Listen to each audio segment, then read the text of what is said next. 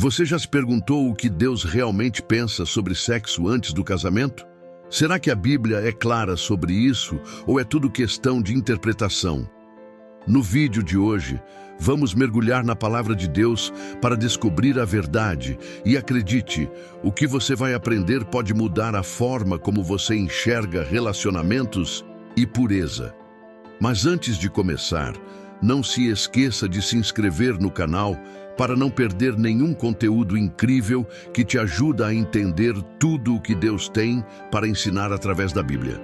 Desde o início da criação, a Bíblia deixa claro que Deus idealizou o sexo como algo bom, puro e significativo. No livro de Gênesis é dito: por isso, o homem deixará pai e mãe e se unirá à sua mulher, e eles se tornarão uma só carne. Gênesis 2:24. Este versículo não é apenas uma descrição poética. Ele carrega um significado profundo. A união física entre homem e mulher é apresentada como uma expressão do pacto matrimonial, um símbolo da união plena e indissolúvel que deve existir entre os cônjuges. O plano original de Deus para o sexo sempre esteve atrelado à segurança e ao compromisso do casamento. No Éden, o primeiro casal, Adão e Eva, foi abençoado por Deus com a instrução de serem frutíferos e multiplicarem-se. Gênesis 1:28. Aqui, a sexualidade é vista como parte essencial da criação divina, um presente dado ao homem e à mulher para desfrutarem dentro dos limites do matrimônio. No entanto, com a queda do homem, a visão original de Deus foi deturpada. O sexo, que deveria refletir intimidade, amor e compromisso, tornou-se frequentemente usado de maneira desordenada e fora do propósito estabelecido por Deus. Mesmo assim, as Escrituras continuam a reafirmar a santidade do sexo quando praticado de acordo com os padrões divinos. Essa visão é reforçada em toda a Bíblia. Passagens como Provérbios 5:18-19 exaltam a intimidade conjugal como algo belo e prazeroso dentro do casamento. Seja bendita a sua fonte, alegre-se com a esposa da sua juventude. Gazela amorosa, corça graciosa, que os seios dela sempre o satisfaçam e você sempre se embriague com o amor dela. A poesia desses versos demonstra que o plano de Deus nunca foi o de reprimir a sexualidade, mas sim de colocá-la no contexto certo, onde ela pode florescer de forma saudável e abençoada. O sexo antes do casamento, portanto, viola este design divino. Ele foge do plano de Deus ao tentar desfrutar do presente fora de sua embalagem segura, o casamento. Esta escolha não apenas desonra a vontade de Deus, mas também compromete a profundidade emocional e espiritual que Ele projetou para a relação sexual. No casamento, a união física simboliza uma entrega total, que é mais do que um simples ato corporal. É uma fusão de almas, celebrando o compromisso e a fidelidade mútuos. Ao seguir este plano, as pessoas não apenas honram a Deus, mas também experimentam a plenitude e o propósito da sexualidade como Ele originalmente a criou. Essa verdade, embasada na palavra de Deus, serve como um convite para refletir e retornar ao propósito original do Criador. Após estabelecer o plano original de Deus para o sexo, que é reservado para o casamento como uma expressão de compromisso e amor, surge um chamado direto à pureza sexual. Esse chamado não é apenas um ideal ético, mas uma instrução clara e intencional, reforçada em diversos pontos das Escrituras. A santidade no comportamento sexual é parte integrante do relacionamento do ser humano com Deus, como descrito em 1 Tessalonicenses 4:3-5. Pois esta é a vontade de Deus, a vossa santificação, que vos abstenhais da imoralidade sexual, que cada um de vós saiba controlar o próprio corpo em santidade e honra. Esse mandamento está diretamente ligado ao plano divino discutido anteriormente. Deus criou o sexo para ser desfrutado dentro do casamento, mas a queda do homem introduziu a corrupção, distorcendo a visão original. A imoralidade sexual, mencionada em Tessalonicenses, refere-se ao uso inadequado da sexualidade fora do contexto estabelecido por Deus, incluindo o sexo antes do casamento. Este comportamento não apenas contraria o propósito divino, mas também demonstra uma falta de controle sobre os desejos carnais, colocando-os acima da vontade de Deus. O chamado à santificação é muito mais do que uma regra moral. É um reflexo do caráter de Deus. Ele é santo, e seus filhos são chamados a viver de acordo com essa santidade. Em um mundo que frequentemente celebra a indulgência e a busca por prazeres imediatos, o padrão de Deus exige que os cristãos vivam de maneira contracultural, mantendo o corpo, mente e espírito puros. Essa pureza é um ato de obediência e reverência. O contexto da cultura bíblica reforça esse mandamento.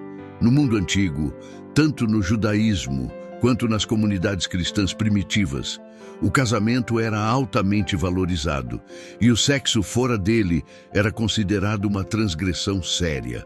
Essa postura não era uma simples tradição cultural, mas sim uma compreensão de que o pecado sexual trazia consequências espirituais profundas, afastando a pessoa de Deus.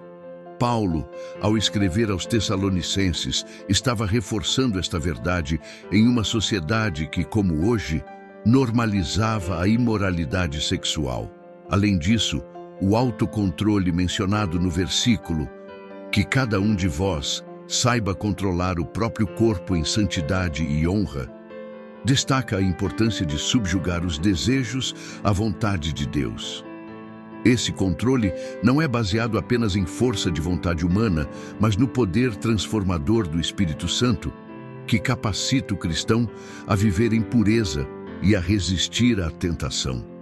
Assim, ao olhar para o plano de Deus descrito no tópico anterior, percebe-se que o mandamento de evitar a imoralidade sexual não é arbitrário, mas uma maneira de preservar a santidade do propósito divino para o sexo. É um lembrete de que viver dentro da vontade de Deus não apenas traz honra ao Criador, mas também protege o próprio indivíduo de consequências emocionais, físicas e espirituais que o pecado pode gerar. Após compreender o plano de Deus para o sexo e o chamado à pureza sexual como reflexos de sua santidade, é inevitável abordar a questão direta. O sexo fora do casamento, frequentemente chamado de imoralidade sexual, é claramente descrito na Bíblia como pecado. Essa instrução não é apenas uma sugestão para proteger os relacionamentos humanos, mas uma ordem divina para preservar a santidade do corpo, da mente e do espírito. Em 1 Coríntios 6,18, o apóstolo Paulo declara: "Fujam da imoralidade sexual. Todos os outros pecados que alguém comete são fora do corpo, mas quem peca sexualmente peca contra o próprio corpo." Aqui, a mensagem é urgente e prática. A imoralidade sexual, que inclui o sexo antes do casamento, não deve ser enfrentada, mas evitada por completo. Paulo usa a palavra fujam para destacar que esse tipo de pecado tem um impacto singular, afetando profundamente não apenas o relacionamento do indivíduo com Deus, mas também o relacionamento consigo mesmo e com os outros. Esse versículo conecta-se diretamente ao tópico anterior, reforçando a importância de viver de acordo com o plano de Deus e evitar tudo o que desvia do propósito original do Criador. O sexo fora do casamento representa uma violação desse plano, pois tira o ato da proteção e do compromisso do casamento e o coloca em um contexto onde há maior vulnerabilidade emocional, física e espiritual. A Bíblia também nos mostra que o pecado sexual tem um impacto profundo no corpo humano, que é visto como o templo do Espírito Santo. 1 Coríntios 6, 19 a 20. Quando uma pessoa comete imoralidade sexual, ela está pecando contra esse templo, desonrando não apenas a si mesma, mas também a presença de Deus em sua vida. Isso contrasta com a visão cultural contemporânea, que muitas vezes normaliza ou até celebra o sexo fora do casamento como um direito pessoal ou expressão de liberdade.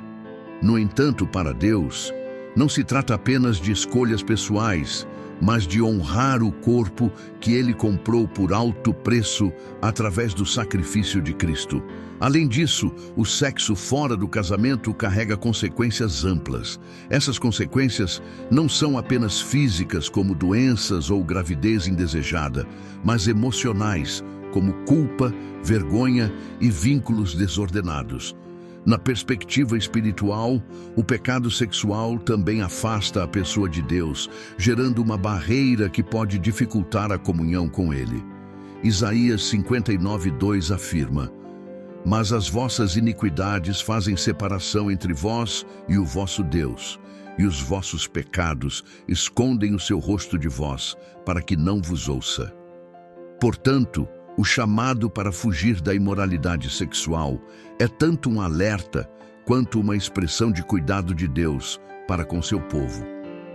Ele conhece as consequências devastadoras desse pecado e oferece um caminho melhor, um caminho de santidade que não apenas honra a Deus, mas também protege e enriquece a vida daqueles que escolhem segui-lo. Dessa forma, esse tópico se encaixa na sequência lógica do plano de Deus e do chamado à pureza sexual. Ele mostra que a obediência a esse mandamento não é uma restrição desnecessária, mas uma oportunidade de viver plenamente o propósito para o qual o ser humano foi criado. Fugir da imoralidade sexual é, portanto, um ato de reverência a Deus e um passo em direção à verdadeira liberdade espiritual. Dando continuidade à reflexão, a Bíblia apresenta uma visão poderosa e íntima do corpo humano. Ele é chamado de templo do Espírito Santo. Esse conceito eleva ainda mais a seriedade do pecado sexual, incluindo o sexo fora do casamento, porque o corpo não pertence apenas ao indivíduo, mas a Deus. Em 1 Coríntios 6, 19-20, Paulo declara: "Acaso não sabem que o corpo de vocês é templo do Espírito Santo, que habita em vocês, que lhes foi dado por Deus, e que vocês não são de si mesmos? Vocês foram comprados por alto preço. Portanto, glorifiquem a Deus com o corpo de vocês."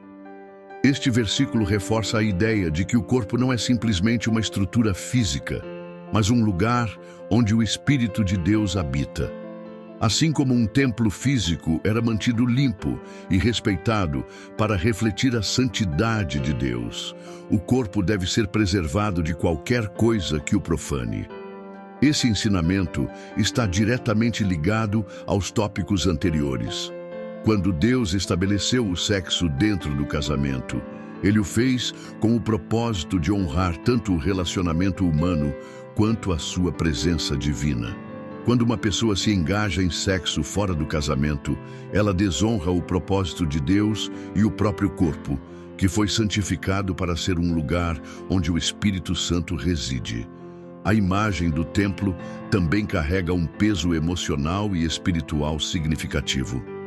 Na tradição bíblica, o templo era o lugar onde Deus se encontrava com o homem, um espaço de comunhão e adoração. Transferir essa ideia para o corpo humano é um lembrete de que a vida de um cristão deve refletir o caráter de Deus em todos os aspectos, incluindo as decisões relacionadas à sexualidade. Além disso, Paulo nos lembra que o corpo foi comprado por alto preço. Esse preço foi o sacrifício de Jesus Cristo na cruz, o maior ato de amor e redenção. Isso significa que o cristão não tem o direito de usar o corpo de maneira que desonre o sacrifício de Cristo. Em vez disso, cada ação deve glorificar a Deus, incluindo as escolhas relacionadas à pureza sexual. O contexto desse ensino é especialmente relevante quando comparado ao mundo atual. A cultura contemporânea frequentemente promove a ideia de que o corpo é propriedade exclusiva do indivíduo, livre para ser usado conforme seus desejos. No entanto, a Bíblia apresenta uma perspectiva contrária. O corpo pertence a Deus e suas decisões devem ser submetidas à vontade dele. Por fim, Manter o corpo puro não é apenas uma questão de obediência, mas também de gratidão. Reconhecer o sacrifício de Cristo e a presença do Espírito Santo em nós nos motiva a viver de maneira que honre a Deus. Isso inclui dizer não ao pecado sexual e sim a uma vida de santidade e propósito. Esse tópico fecha um ciclo importante dentro da mensagem até agora: o plano de Deus. O chamado à pureza e a seriedade do pecado sexual apontam para a responsabilidade do cristão de tratar o corpo como um templo dedicado a glorificar ao Senhor. Essa visão transforma o conceito de sexualidade em algo muito mais profundo do que um ato físico. É um ato de adoração. Ao final dessa reflexão sobre o plano de Deus para o sexo, o chamado à pureza e o papel do corpo como templo do Espírito Santo, é crucial abordar as consequências da imoralidade sexual. A Bíblia é clara ao afirmar que escolhas contrárias à vontade de Deus têm consequências não apenas temporais, mas também eternas. Hebreus 13:4 afirma: o casamento deve ser honrado por todos, o leito conjugal conservado puro, pois Deus julgará os imorais e os adúlteros. Este versículo apresenta uma advertência direta. Deus não ignora o pecado sexual. Ele julgará aqueles que desonram o casamento e se entregam à imoralidade. Este julgamento pode ter diferentes formas, desde consequências emocionais e relacionais aqui na Terra, até a separação espiritual de Deus na eternidade. As consequências do sexo fora do casamento são amplas e profundas. No plano emocional, ele pode gerar vínculos desordenados, conhecidos na teologia cristã como laços de alma. Essas conexões criadas fora do contexto do casamento podem resultar em mágoas, insegurança e arrependimentos profundos. Além disso, o sexo fora do casamento frequentemente introduz sentimentos de culpa e vergonha, que podem dificultar o relacionamento da pessoa com Deus e consigo mesma. No plano físico, as consequências incluem riscos como doenças sexualmente transmissíveis e gravidez não planejada. Esses resultados não são punições diretas de Deus, mas consequências naturais de agir fora do propósito estabelecido por Ele. Essas situações muitas vezes levam a complicações que afetam não apenas os indivíduos envolvidos, mas também suas famílias e comunidades. No plano espiritual, o impacto é ainda mais sério. Isaías 59:2 nos lembra que o pecado cria uma barreira entre o homem e Deus. Mas as vossas iniquidades fazem separação entre vós e o vosso Deus, e os vossos pecados escondem o seu rosto de vós, para que não vos ouça. Quando alguém escolhe o pecado, incluindo a imoralidade sexual, essa escolha afasta a pessoa da comunhão com Deus, prejudicando sua vida espiritual.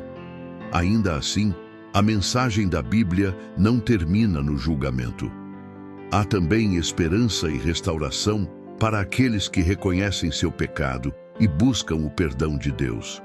Em 1 João 1:9, lemos: se confessarmos os nossos pecados, Ele é fiel e justo para nos perdoar os pecados e nos purificar de toda injustiça. Deus oferece redenção para todos os que se arrependem sinceramente e se voltam para Ele. O sexo fora do casamento, como outros pecados, pode ser perdoado por Deus através do arrependimento e da fé em Cristo. No entanto, isso não elimina a necessidade de viver de maneira que honre a Deus daqui para frente. A obediência a Deus é tanto uma resposta à graça recebida, quanto uma demonstração de amor por Ele. Concluir esse tópico reforça a importância de seguir o plano de Deus para o sexo e o casamento. Ele não nos chama à pureza como uma forma de restrição, mas como uma maneira de viver plenamente em harmonia com seu propósito. Honrar o casamento e conservar o leito puro é uma forma de glorificar a Deus, proteger a nós mesmos e experimentar o melhor que Ele tem reservado para nossas vidas.